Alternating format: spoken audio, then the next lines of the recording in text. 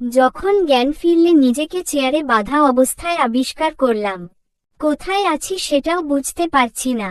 অন্ধকার কোনো ঘর হবে হয়তো। নেহাল আমাকে কিডন্যাপ করেনি তো? হঠাৎ আলো জ্বলে উঠল। সামনে চোখ পড়তেই দেখলাম লম্বা একটা লোক। উচ্চতা, বডি ফিটনেস সব তো নেহালের মতোই। তাহলে এটা নেহাল? কি চান আপনি? আমাকে এভাবে বেঁধে রেখেছেন কেন? দেখুন মিস্টার নেহাল, আমি কিন্তু আপনাকে চিনতে পেরেছি। আমি কোনো নেহাল টেহাল না। আমি প্রথমে ভেবেছিলাম লোকটা নেহাল হবে হয়তো, কিন্তু কথা শুনে শিওর হলাম যে ওটা অন্য কেউ। তবে এই কণ্ঠটাও চেনা চেনা।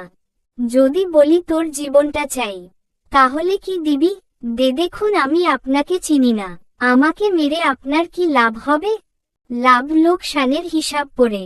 তোর বাবা আমাকে তার অফিস থেকে ঘাড় ধাক্কা দিয়ে বের করে দিয়েছিল। তাকে তো মারতে পারিনি, এখন তোকে মারব। এটাই আমার শান্তি। নিশ্চয়ই আপনি কোনো অন্যায় করেছিলেন, না হলে আমার বাবা বিনা দোষে কাউকে কোনোদিন শাস্তি দেয়নি। মৃত্যুর মুখে দাঁড়িয়ে বাবার গুণগান করা হচ্ছে। আর কিছুক্ষণের ভিতর যে তোর জীবনটা যাবে সেটা কি ভেবে দেখেছিস? মরার জন্য তৈরি তো? কথাটা বলেই বন্দুকটা আমার দিকে ধরল। ভয়ে আমি চোখ বুজে নিলাম। এই মুহূর্তে মাকে আর নেহালকে একবার দেখতে মন বলছে। মরার আগে নেহালকে শেষবারের মতো বলে যেতে ইচ্ছা করছে, তোমাকে ভালোবাসি নেহাল।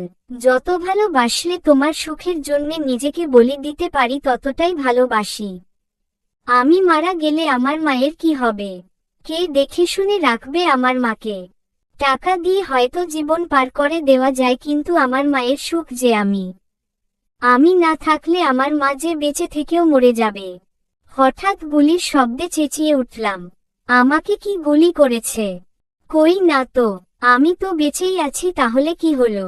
আস্তে আস্তে চোখ খুলে দেখলাম দরজার পাশে নেহাল দাঁড়িয়ে আছে, সাথে 3 জন পুলিশ। মুখোশধারী যে লোকটা ছিল তার দিকে তাকিয়ে দেখলাম নিজের হাতটা ধরে কাতরাচ্ছে। তার মানে গুলিটা করেছে ওই পুলিশগুলোর একজন, আর ওই লোকটার হাতেই গুলি করেছে। একজন পুলিশ সামনে এগিয়ে এসেছে, লোকটার মুখোশটা খুলে নিল মুখ থেকে। লোকটার মুখ দেখে যেন আকাশ থেকে পড়লাম। এত আমার আর নেহালের ভার্সিটি লাইফের ফ্রেন্ড রবি। তাই তো বলি কথাটা কেমন চেনা চেনা লাগছিল। রবি, তুই এই জঘন্য কাজটা করেছিস? আমি ভাবতেও পারছি না। আমার বাবা কবে তোকে তার অফিস থেকে বের করে দিয়েছিল? আর যদি করেও থাকে, তার জন্যে একজনকে মেরে ফেলতে চাইতে পারিস কি করে?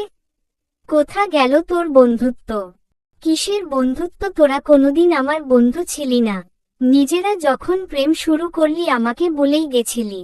তাই রাগে রাগে তোর বাবার কাছে নেহালকে নিয়ে উল্টা পাল্টা কথা বলি যাতে করে তোদের রিলেশন ব্রেক হয়ে যায়। কিন্তু না, তোর বাবা গার্ড দিয়ে আমাকে মেরে অফিস থেকে বের করে দেই।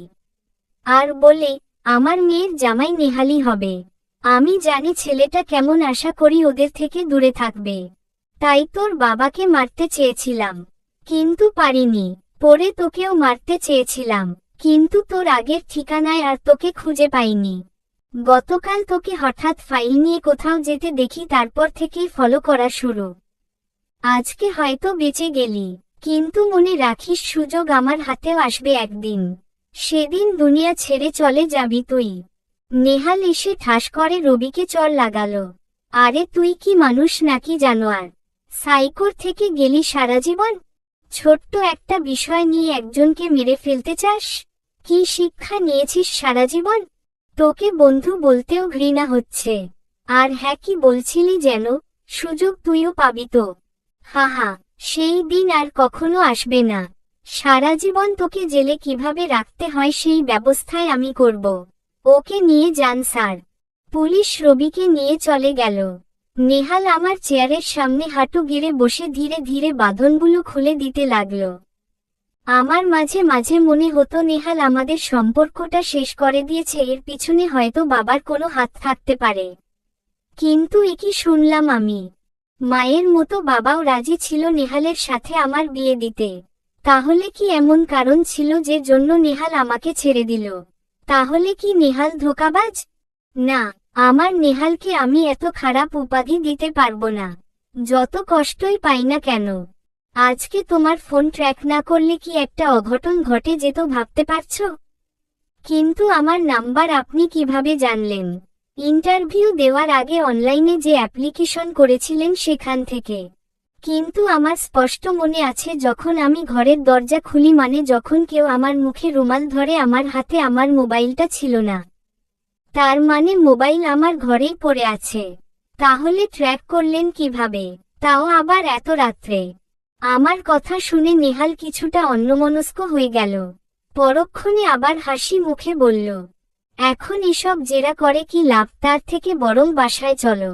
আর হ্যাঁ, মোবাইলটা এই রুমের বাইরে পেয়েছি, তা না হলে আমি এখানে আসবো কিভাবে?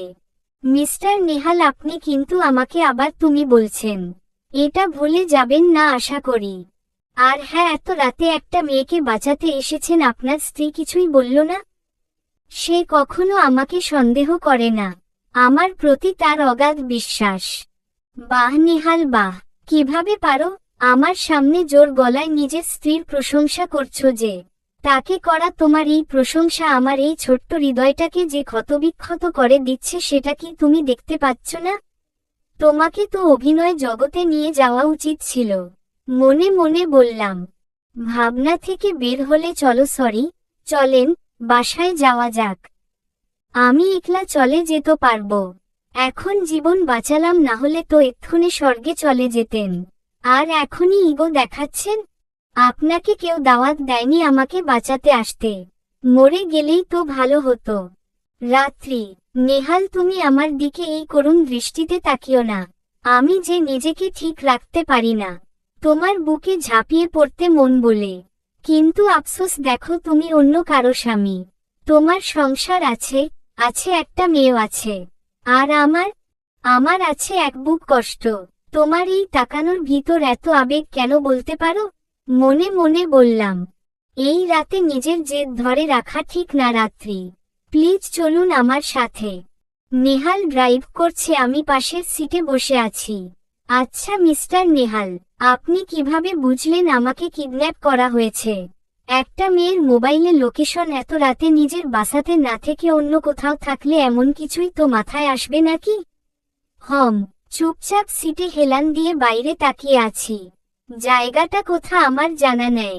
শহর থেকে দূরেই হবে, কারণ আশেপাশে কোনো ল্যাম্পপোস্টও দেখা যাচ্ছে না। না দেখা যাচ্ছি কোনো অট্টালিকা। ঘুটঘুটে অন্ধকার চারপাশে, ঠিক আমার মনের মতো। চলবে।